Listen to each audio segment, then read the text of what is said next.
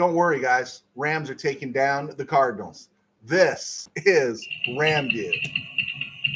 It's hot out there, but let's blow them off the line of scrimmage. Headline,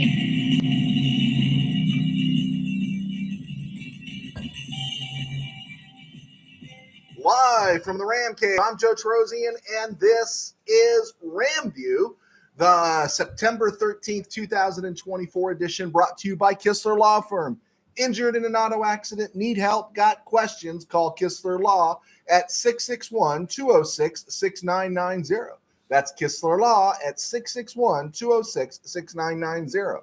And check out KistlerLawFirm.com. Kistler Law, they've been fighting for you since 92.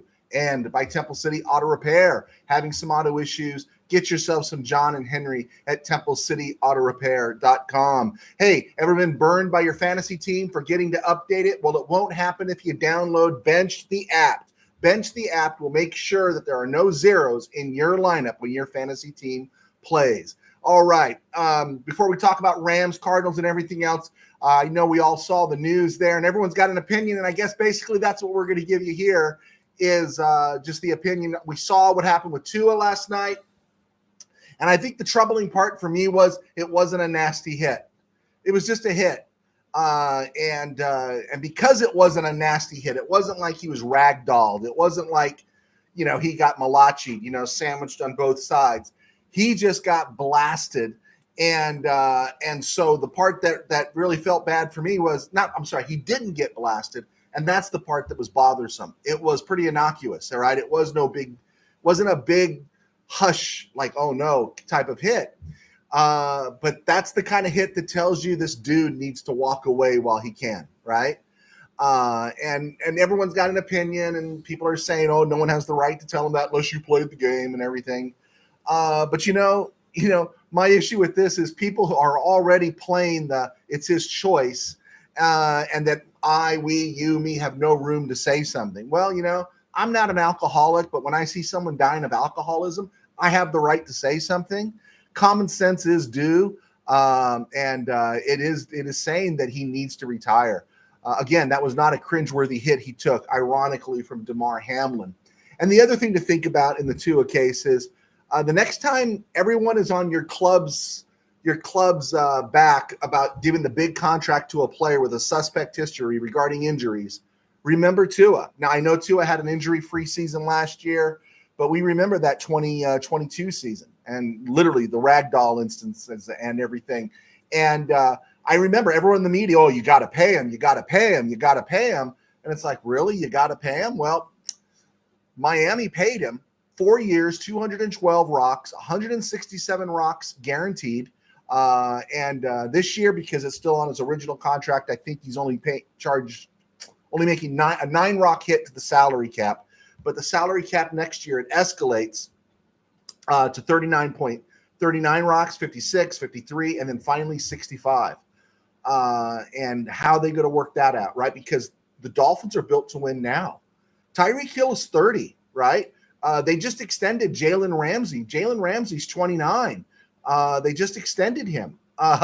Did you see the looks on those faces of the Miami owner and general manager? Now, I'm not accusing them not caring about Tua, but their operation now is taking a serious hit because someone should say something here in regards to Tua coming back. I mean, I think the one thing we know about is that once you start getting concussions, you're susceptible to even more. And I got to say this also, I do have a problem when a player plays 20 years, like Junior Seau, right? No one told Junior Seau to play 20 years, right? Especially at linebacker. And he kept coming back and he kept playing. And then after he plays 20 years, we hear about the CTE and everything. Jim McMahon probably should have retired after the 1990 season or 91 season, 10 years in the league, but he kept playing and he kept taking hits. Now, he was still a pretty decent quarterback, but when you keep running them out there and then all of a sudden you say, hey, look at me, that's just going to wash. You are making decisions here.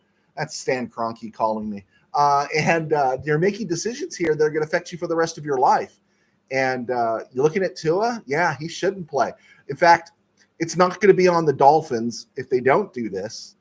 But even the Dolphins should probably say, Tua, dude, we're going to figure out something with your contract.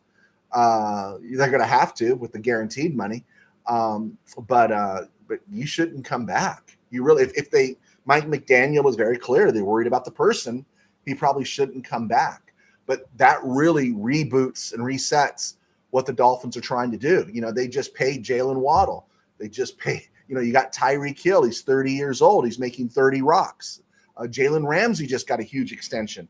And it's now. It's the next few years for the Dolphins. And a move by Tua to retire that really changes the whole structure of the Dolphins present, doesn't it? And speaking of Tua, let's get back to football. Considering Ram stuff, it was floated out there that what if the Dolphins offered a draft pick or two, because McDaniel would be familiar with Jimmy G. And the Ram fans are saying, no way, we need a backup quarterback. I tend to agree we need a backup quarterback, but if Dolphins offered the Rams a second rounder for Jimmy G. Now, here's the deal with Jimmy G. Jimmy G could come in if Stafford went out for any length of time. But look at Jimmy G's history. Jimmy G could probably play 3 or 4 games and then go down. You look at the years he's played in the NFL, full seasons, and there aren't very many. He usually always goes down. So I don't know what you would do with Jimmy G other than if the Dolphins offered me something like a second rounder and a 6th round sweetener, I might say, yeah, let's make that deal. And I'll dance with Stetson Bennett, right? Yeah, I would make the deal. There you go. Tell me what you think. Would you make that deal? Hey, Willie Bowen, great to have you with us today. On the offensive line, the good news is Rob Havenstein is back. It was declared that he's playing. Kevin Dotson's playing. Bo Limmer will be at center. Jonah Jackson at left guard. And Warren McClendon will be moving over to left tackle, a place he hasn't played in the NFL. And I know he was mostly a right tackle at Georgia, but that gives the Rams the best bet right now of winning in Cardinalville. And so I'm good with it. I almost said Louisville. Everyone's coming after A.J. Curry. He's not an NFL player. A.J. Curry, for everything he's taken, played 51 snaps last week. He gave up 5 hurries, 2 hits, and 0 sacks. He played the whole second half when the Rams were down 17-3 and came back and took a 20-17 lead, right? In 35 snaps last year against Cincy, do you remember the cringe performance of Zach Thomas in Cincy, where the Rams offered him no help, and Trey Hendrickson went off? Trey Hendrickson had 3 hurries, 2 sacks on Zach Thomas in just 35 snaps, right? That was against Trey Hendrickson. Curry was going against Aiden Hutchinson. And I'm not saying A.J. Curry should ever be a starter. I'm not saying A.J. Curry was, horrible. But I think those PFF reports and grades can be a slightly misleading. And he gave the Rams a chance to win. And it wasn't because of A.J. Curry they lost that game. Now, yeah, he had the holding penalty and everything else. But, it wasn't because he couldn't block. He battled. He's not great. He did the best he could do. And I know there's no hey, good job trophies in the NFL, but it wasn't an overall embarrassment. I thought he did a better job than Zach Thomas did last year. Anyway, Steve Avila had surgery and is back in November. So Warren McClendon, likely with probably Ty Neske as his backup, Jonah Jackson, Bo Limmer, McVay's guy, right? Kevin Dotson, Rob Havenstein. And my guess, if Neske is the backup left tackle, then probably backing up at guard definitely would be Logan Bruss. Before we move on to around the NFL and other places, looking at the injury report today, very familiar with the names on there: Christian Roseboom, Kevin Dotson, Kobe Durant, Davis Allen. But the one that surprised me was Quentin Lake, that said he was limited yesterday with a hip. Did not know anything had happened to Quentin Lake.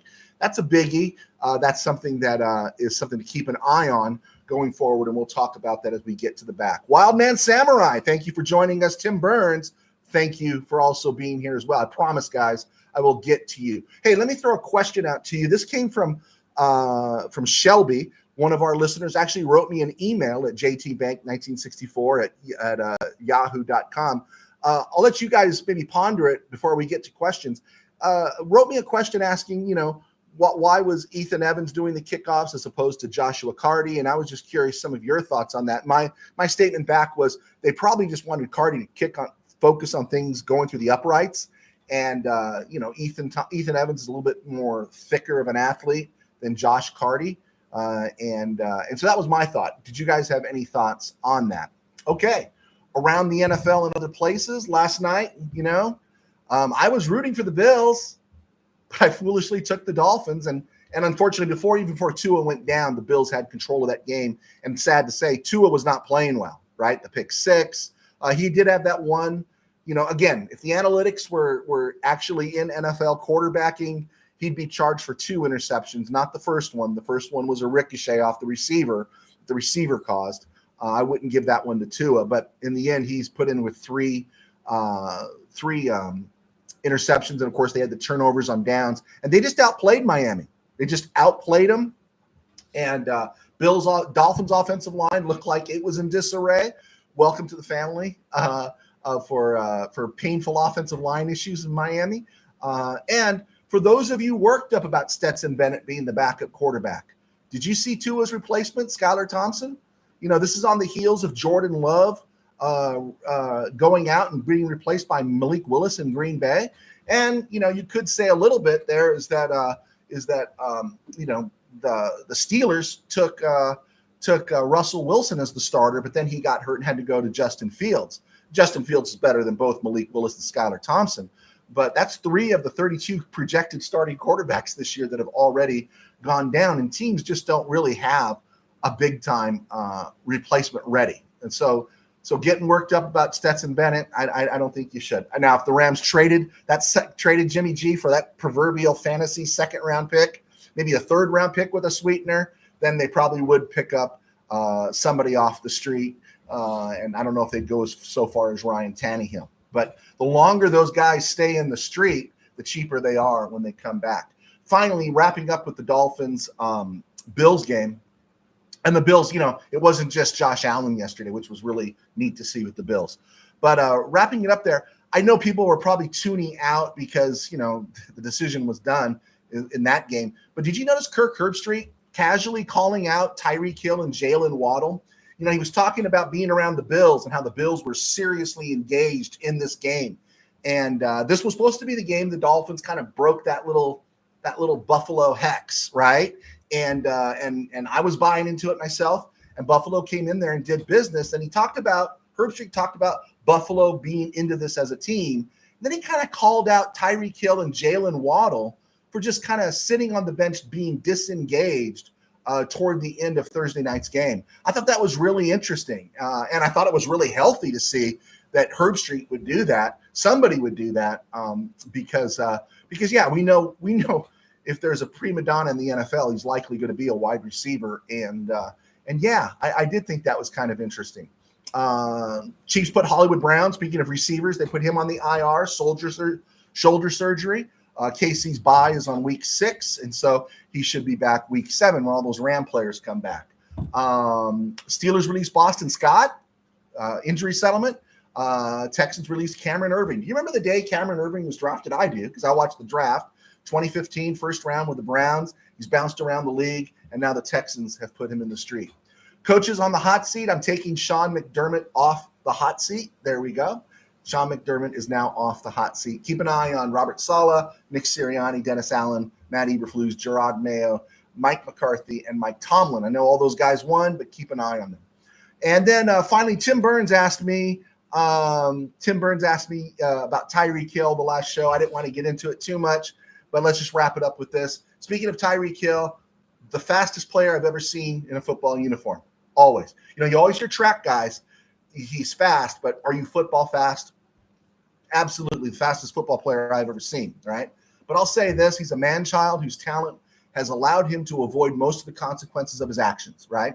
No one is sure how many children he has, 10 or 11, with several different moms. His life is about making poor choices, and he made poor choices last Sunday. and he paid the price. He played the prima donna card, especially tinted windows, hands not exposed. In this environment in the country, that was foolish on him. Now, I will say, takes two to tango. The cop did fail to de-escalate, right? I was watching the video, and if he had handled his business a little bit better, we would only be talking about Tyreek Hill being a jerk today, instead of, hey, the cops blew it too.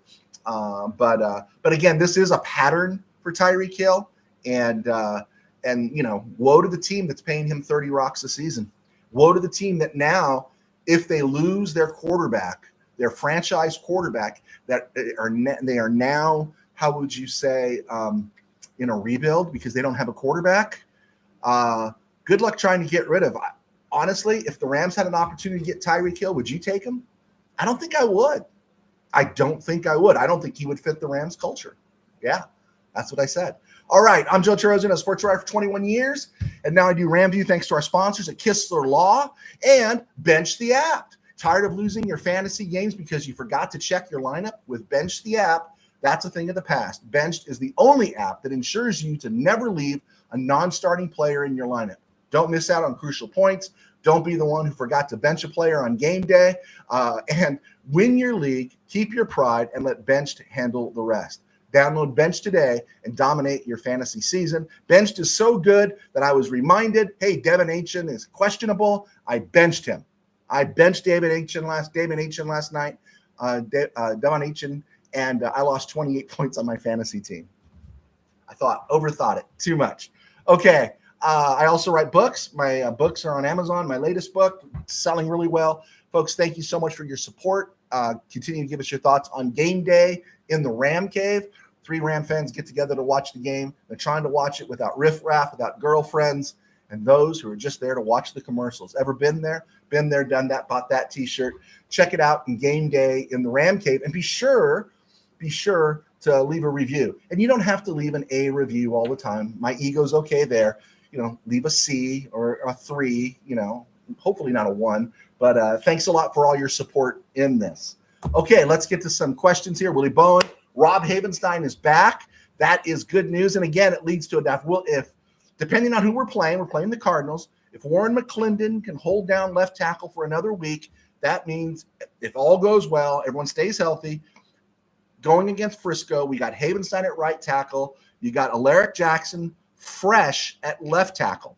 You got Jonah Jackson at left guard. You got Kevin Dotson at right guard. And then you got Bo Limmer at the center. And that's going to be Bo Limmer is going to be there probably for a while, as long as, there's not going to be a Jeremiah Cologne repeat there. So, yes, Willie, we're happy that Rob Havenstein is back. Wildman Samurai. Biggest problem we got is our O-line and no running game. Must establish that this Sunday. Absolutely. That's the whole game plan. And remember, we're going against the Cardinals, have a really weak front, and it's not the Lions. And so this is an opportunity for the Rams, as they say, to eat. Tim Burns. I would only make that deal, the Jimmy G deal, if we are tanking. I'm not riding with Bennett until he puts a team first. Okay, I understand what you're saying. I do, but wouldn't it be a bummer if we did get Jimmy G and we got him to play, if he had to play? That's the bummer at all, that he has to play. And then he gives us 3 weeks and then he goes out, because that's his history. He goes out. And so I would make the deal. I would. You're not going to get a second rounder, but if they offered you a third rounder because they want to save the season, they don't want to say their season is over, then they might be desperate enough to give you a third rounder and something else in return, a sixth rounder to go with it. I'd dance with that. I would dance with that. Of course, I know that's rolling the dice, but I would. Bill, I think the Rams should trade for a good left tackle. I don't think that's going to happen right now in season, because no one's really going to be willing to give up a good left tackle unless you're on a team where your team is tanking. And then it depends on how much money they're making. I'll tell you what, we'll look on Monday. We'll look at free agent left tackles and see what it looks like. Free agent left tackles, at the end of this year. Maybe somebody wants to get rid of somebody on the back end or the final year of their contract. Left tackles are just hard to find. Willie Bowen, really, Rob Havenstein is back. There we go. Tim Burns, It could be ability to place such a short kick. Oh, this is the why Ethan Evans as opposed to Josh Carty. It could be the ability to place such a short kick into where they want a kick return to start this from catch. His catch from. Okay, I understand that, but let me ask you this, guys: wouldn't you just rather just boot it out of the end zone and not risk a return? Not risk a return. I mean, the lanes are pretty set. There's one line of defense, and you get past one, and it's going to be something bad that happens. I'll give him the ball at the 30. The risk reward is I'll give him at the 30. The NFL needs to change the penalty to 40. You know, if you kick it out, it's going to go to the 40 or the minimum, maybe the 35, and make the kicker kick off from the 20, right? If you want returns, if you truly want returns, that would be a better idea. Kicking off from the 35. They were putting that in the end zone last year. They're putting it out of the end zone this year. USA Expat. What do you like as our first defense? Who do you like as our first defensive player to score a touchdown? I'm gonna say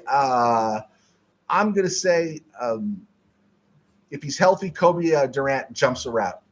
There you go. I'm gonna say Kobe Durant jumps a route if he's healthy. If not, a scoop and score by the conductor. There you go. I want my props if it happens. USA Expat. Willie Bowen. LA Rams do have something over the Detroit Lions, the Lombardi Trophy from Super Bowl 56, Lions 0. Yeah, and the Rams also have 4 Super Bowl appearances, right? Five.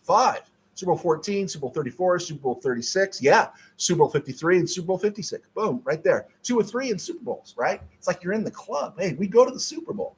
I remember when I was a kid, there were so many losses in those playoff games. I mean, your desperation becomes so big, and it's like, oh God, please, just let us go to a Super Bowl. I won't complain. Let us just go to a Super Bowl, right? Yeah, funny stuff there. Brian B. Cards favored by 1 point over the Rams. I'm going to put money for the first time in a while on this game. What does they say? If the home team usually always gets a 3-point advantage, is that what they say in the betting? I think, again, just like there's always an overreaction, the Rams are going to suffer without Aaron Donald.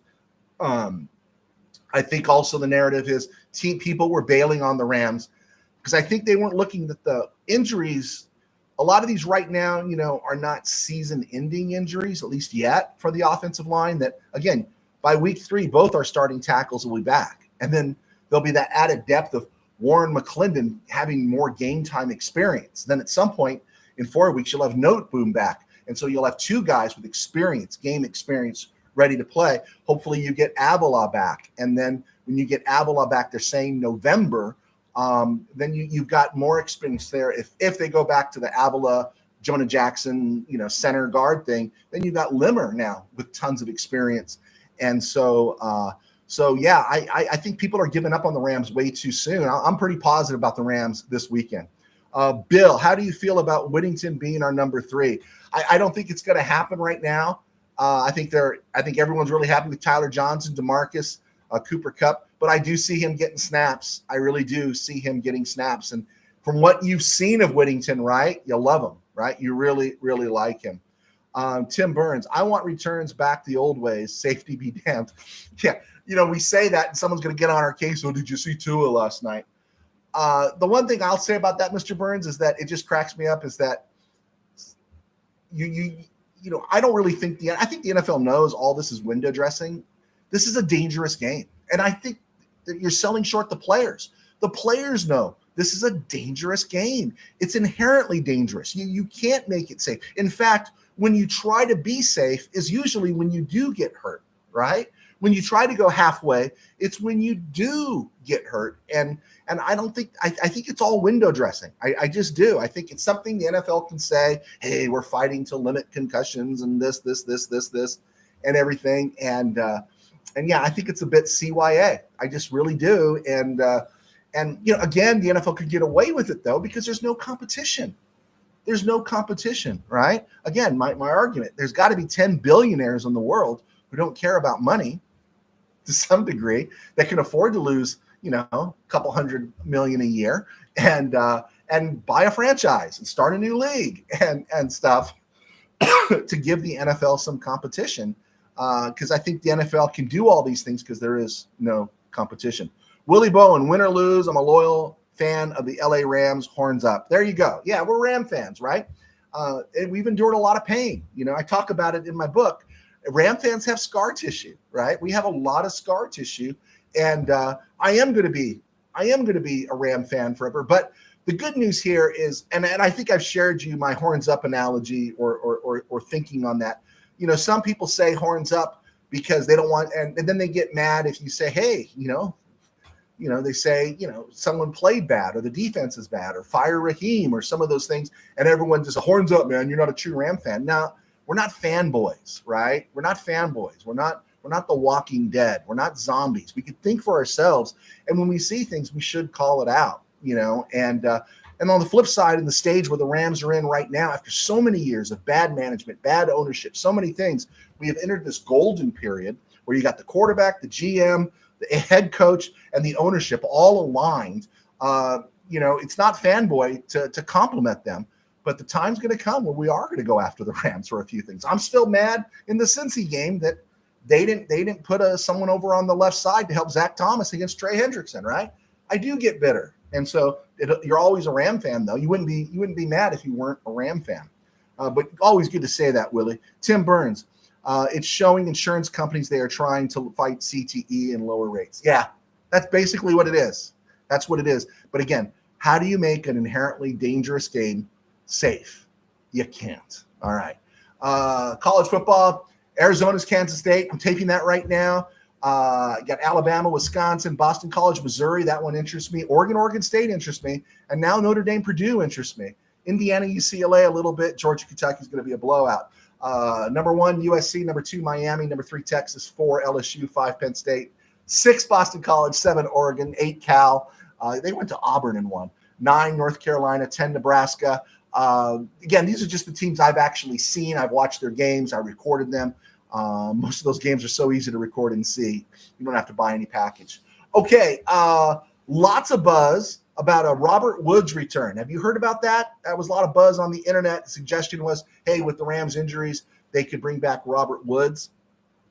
If Robert Woods was a free agent, if he had just been put in the street by the Texans, I'd say sign him.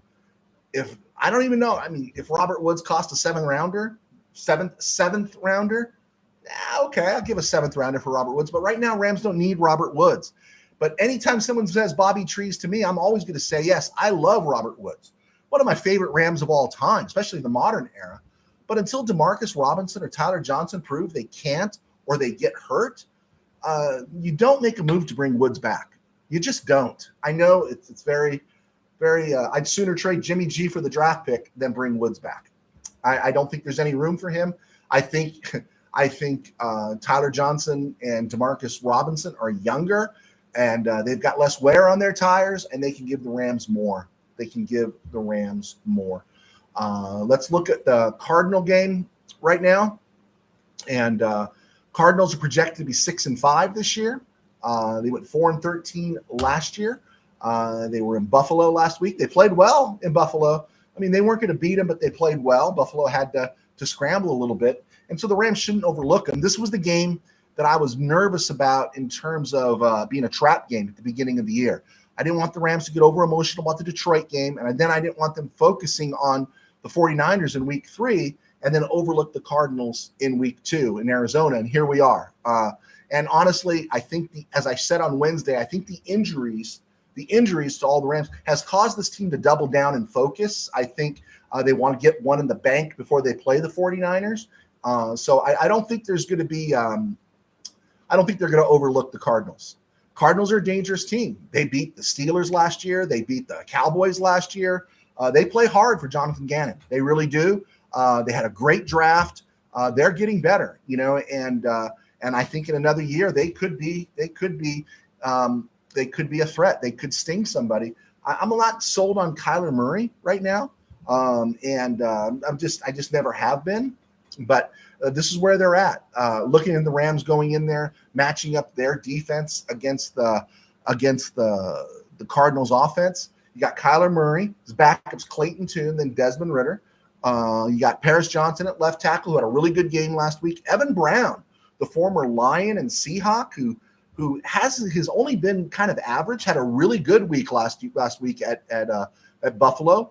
And Froholt, the center, is middle of the road. Will Hernandez had a good week at right guard. And Kelvin Beachum, he's taking over for Jonah Williams. Jonah Williams, I think it's a shoulder or a lat or something. He might be gone for the year, but he's on IR. They signed him from the Bengals to play right tackle, but right now it's Kelvin Beachum, who's 35 years old, 7th-round pick of the Steelers in 2012. And he's a journeyman right tackle, and he's been around for a while. And so he played last week. And so this is an offensive line. It's not the Lions' offensive line. And so there might be room for the Rams here. Their running back is James Conner, who's really good.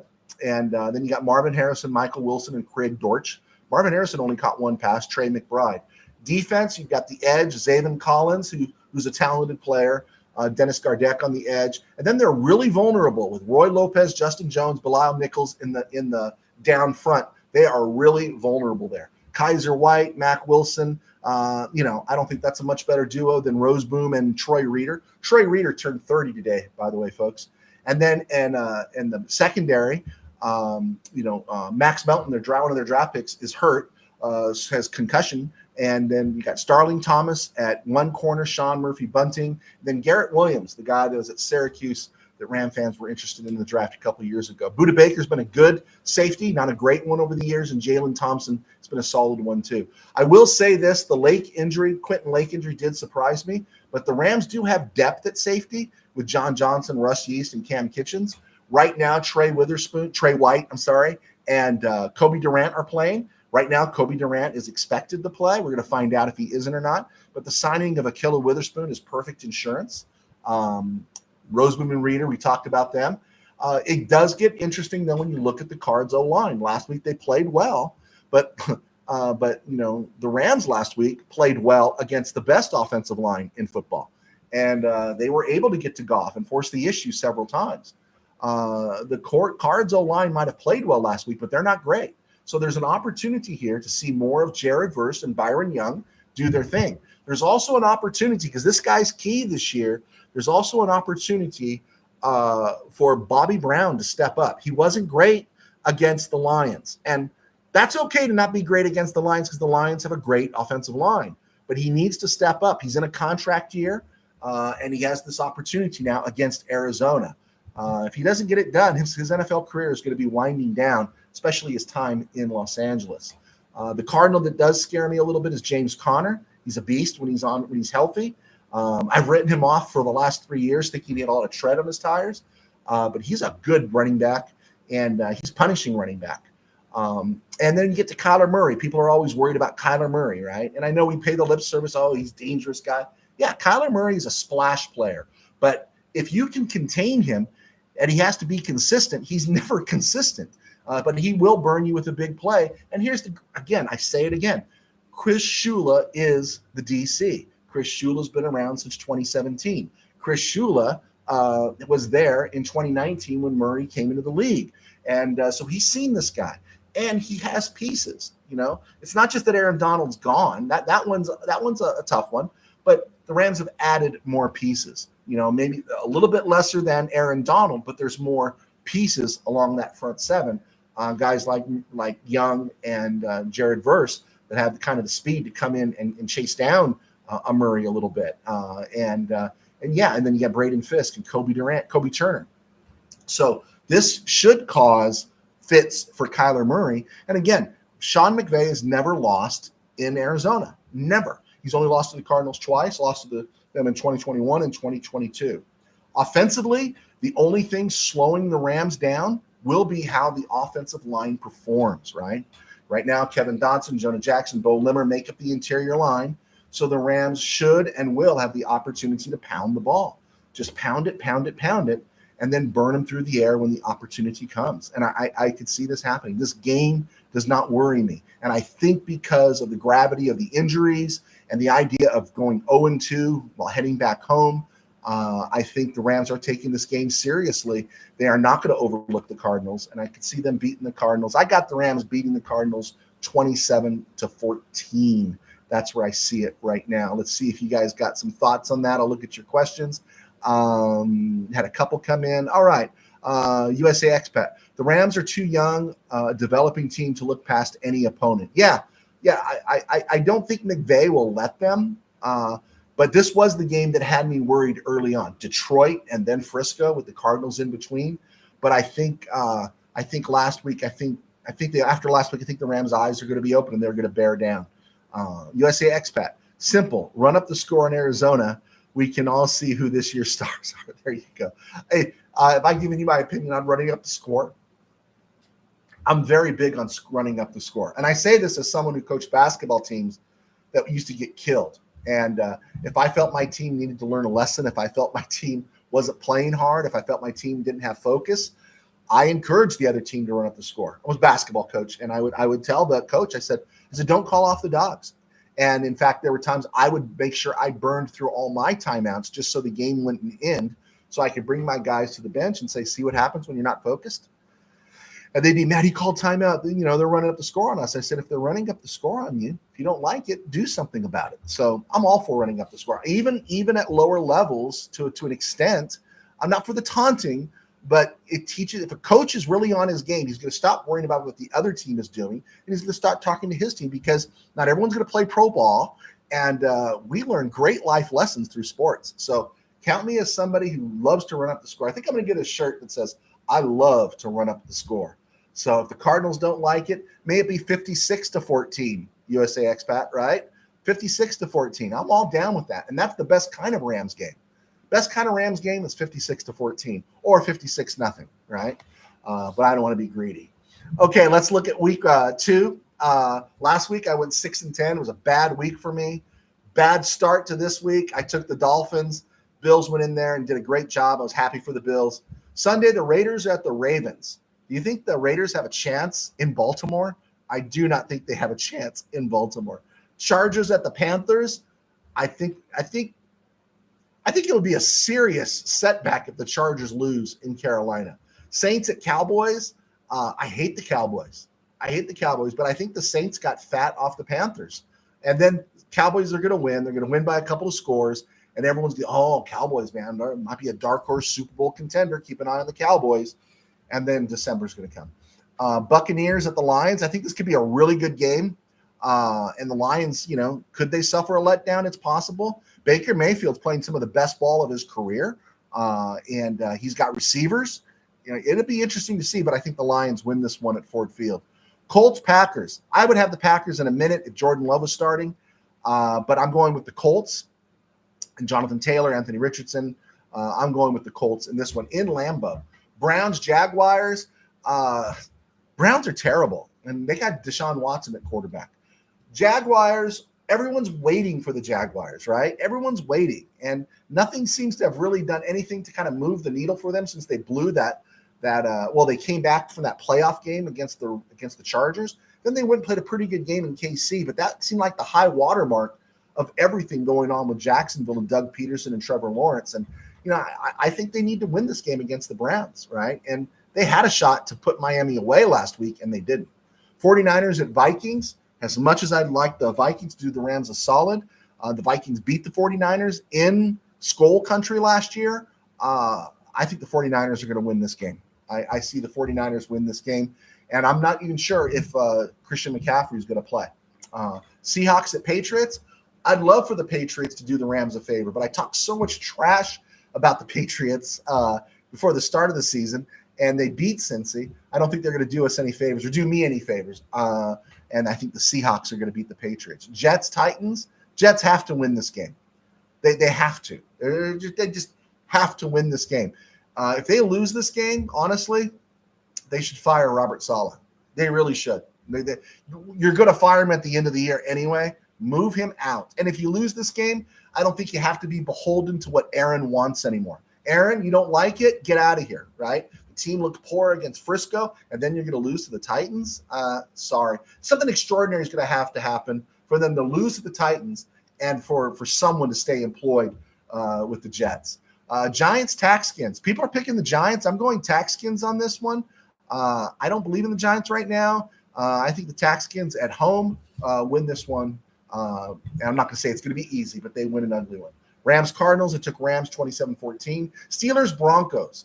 Steeler fan Rob spent the whole day sending me text messages about, hey, you can't overlook any team in the NFL. And all he's doing his own form of CYA because he has doubts about the Steelers. And he wants to be able to say when the Broncos beat the Steelers that, I knew it was coming, right? I knew it was coming. I'm going Broncos. I'm going Broncos in this game. I'm going Cortland Sutton from Bo Nix. And then we got Bengals at Chiefs. Chiefs, right? Chiefs. The Chiefs are going to win this game. I've done rah-rahing for the Bengals. But Jamar Chase, he's on one of my fantasy teams. Dude's got to play well, man. I need that guy to get some points for me, man, because it was tough. Sunday night, Bears-Texans, blowout, right? Doesn't that feel like a blowout from the get-go, right? Maybe not in 2 months, but this week it sure feels like a blowout. A lot of people are turning on Caleb Williams a little bit, if you've noticed it. Steelers 24, Denver 13. Steeler fan Rob is out there. That's funny because some people, I saw a prediction of Denver winning 23-14. That's interesting.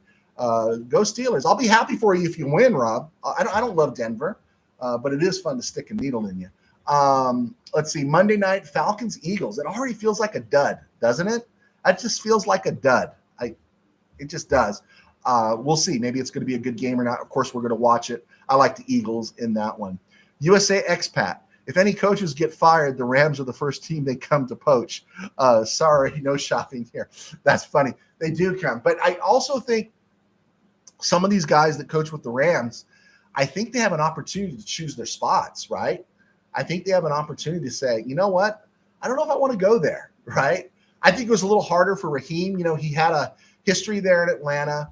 And honestly, I don't know if Raheem would be a super hot candidate because everyone wants an offensive coach right now. And, would they go for the other LaFleur brother that's on the Rams staff? But McVay's built a pretty extensive coaching tree.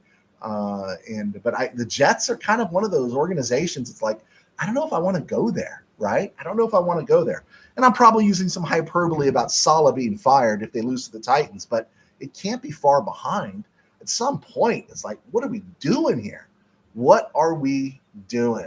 All right, let's see what else we got here. So we got this date in Rams history. On this date, September 13th, born in 1943, Charlie Stooks. Charlie Stooks, Ram cornerback, turned 81 today. He was drafted by the Baltimore Colts out of Maryland Eastern Shore. He was played in both Colts Super Bowls, Super Bowl III and Super Bowl V. And he came to the Rams his last 2 years, 73, 74. Number 47, he was a big corner. I really love Charlie Stooks. Blew out his knee prior to the 75 season. Tried to come back in 76, and the Rams cut him. He was done. But Charlie Stooks turns 81 today. On this day in 1961, the Rams waived quarterback Buddy Humphrey out of Baylor. What's the big deal? Well, the Rams made Buddy Humphrey the 16th overall pick in the 1959 draft.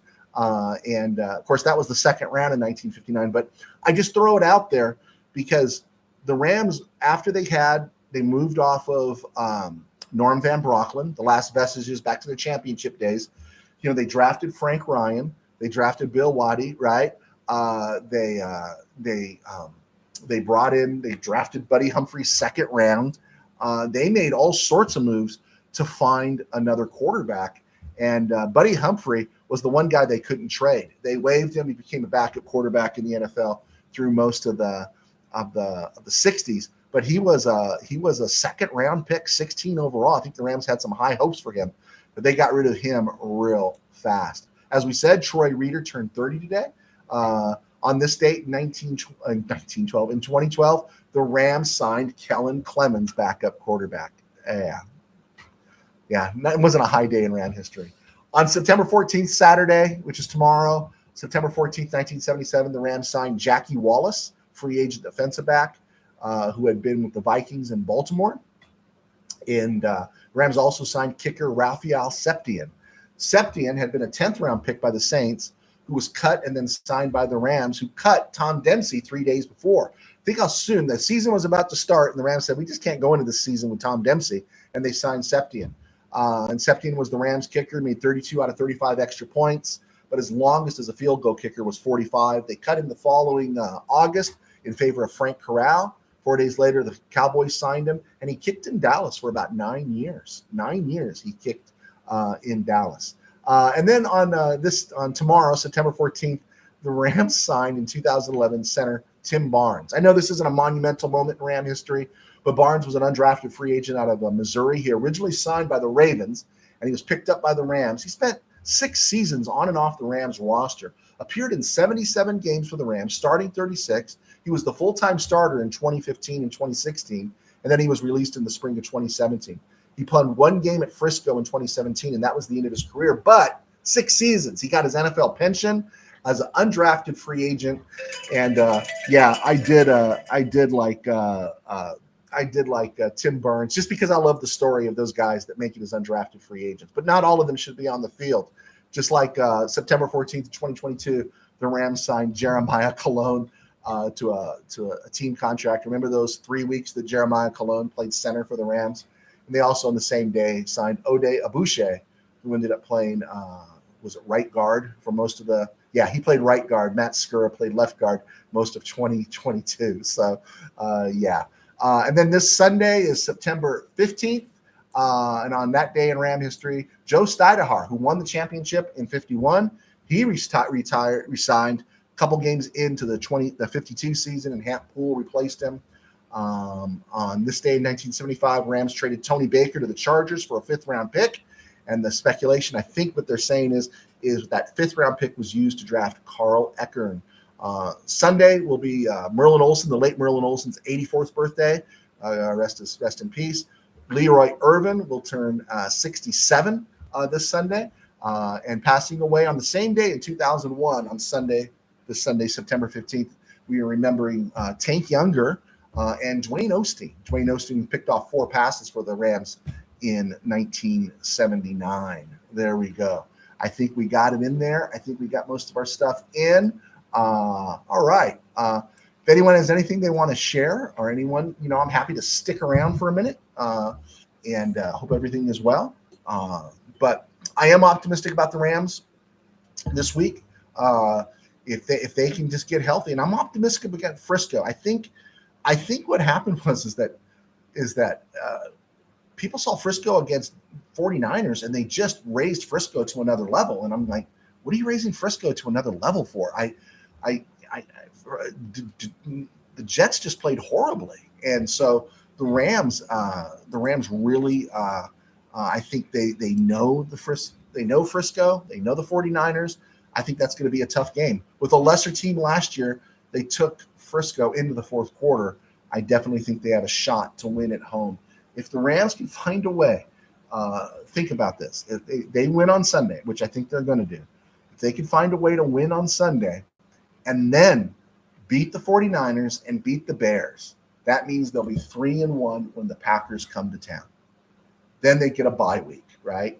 And I think, they keep talking about Jordan Love playing, but if they could beat those teams, the Rams have a legitimate shot. And I say without any further collapse or injuries, right? The Rams have a legitimate shot of being 4-1 heading into the bye. And then the following week, getting maybe Puka back week 7, which is October 20th, and then you play a couple more weeks, and then you should get Darius. At that time, you should get Darius Williams back. You should have Joe Noteboom back by week 7, maybe Nakua, but it's going to probably take some time there, maybe another week. And then you play a couple of games. You got the 20th against the Raiders. You got the Thursday night game, the 24th against the Vikings. And then you start moving into November, which is November 3rd. You go to Seattle. The Rams have a shot here of being 4-1 by the time they get to the bye. And all this drama at the start of the season is just going to go to the wayside. All right. I think we're in good shape there. Last question for anyone still hanging around out there is what are your thoughts? Should Tua retire? Should Tua retire and not play anymore? What are your thoughts on that? I'd be really curious to hear what people are thinking about that. I got another minute here. I like to go to about 50 minutes on each episode. Tell me what your thoughts are. I think, the thing that really threw me in that was it wasn't an egregious hit. He wasn't ragdolled. He wasn't sandwiched. He didn't get Malachi crunched. He just got tackled, and yeah, of course we know he should have slid and all those things, but it wasn't that egregious of a hit. It wasn't that bad, and he went out, and it was scary, right? Was it not scary what happened to Tua? It was frightening what happened to him, and so yeah, I think he should step away. And I know that really stings, but boy, does that not affect the Dolphins in a huge way? In a huge way, that affects the Dolphins because they're built to win now. The Dolphins are built to win now. I got a page on the Dolphins, I think. Let me see here. Let me open this up real quick. Looking at the Dolphins here. Let's see here. Oh, somewhere in there. Where is that page? I do have a page on the Dolphins. There we go. The Dolphins are projected to go 11-6 this year. Their roster is, they got Terrion Armstead, they got Austin Jackson. Armstead's already out. They're paying big money to Tyreek Hill. They just did Jalen Waddle's contract. They did Jalen Ramsey's contract, and so they made the move. They gave him that huge salary, and they expected to win now. And now, what do you do with those guys?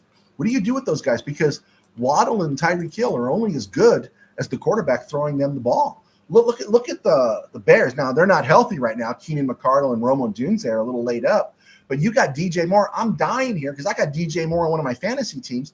And if Caleb Williams can't get him the ball, then what do I do with him? Right? What do I do with DJ Moore and Rome Odunze? What do the Dolphins do if Skylar Thompson is their quarterback for the rest of the season? Which shouldn't he be? Let's just say Tua goes on the IR. If he goes on the IR now, he's not back until late October. And then again, it's the concussion. It's not an arthro surgery. It's not an elbow issue.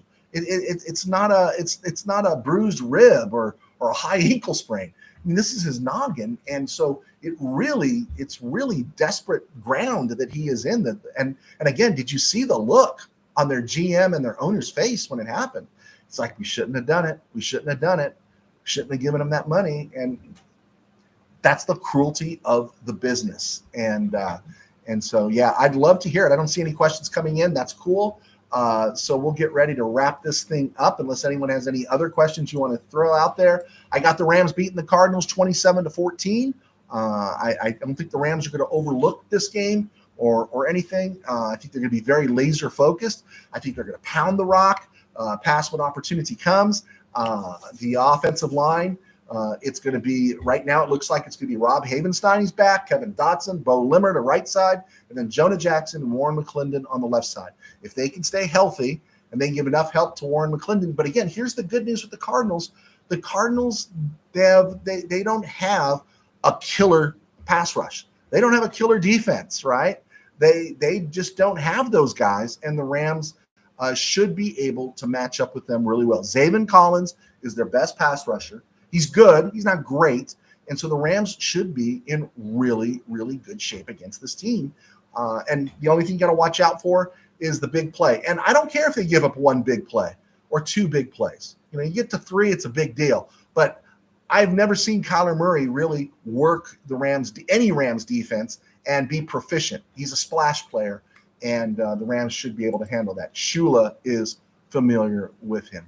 Okay, cool. Thanks, guys, for hanging out. Everyone that clicked on late, leave your thoughts, leave your comments. Hit like, hit subscribe if you have not subscribed, and we'll just keep building here on RamView. Thank you so much for your support. We will talk to you soon. Let's see here. Oh, I didn't even push the button. Let's get out of here with the button.